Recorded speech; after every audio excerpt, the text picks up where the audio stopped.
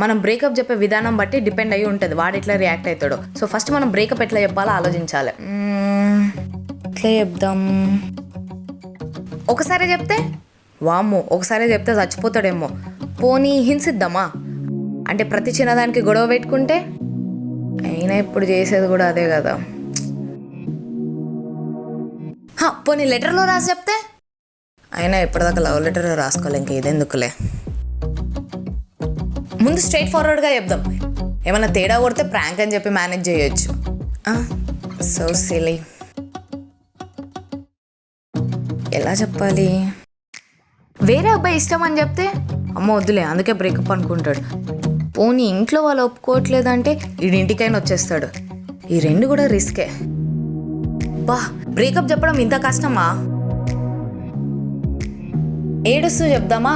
వద్దులే మరి సీరియస్ అయిపోతుందేమో. ఏదైనా ప్రైవేట్ ప్లేస్కి తీసుకుపోయి చెప్దామా? వాము ఎట్లా రియాక్ట్ అవుతాడో తెలియదు. నన్ను మర్డర్ చేస్తే అంటే చెయ్యడు, బట్ స్టిల్. సరే పబ్లిక్లోనే చెప్తా, డైరెక్ట్గా చెప్పేస్తా బ్రేకప్ అని చెప్పి.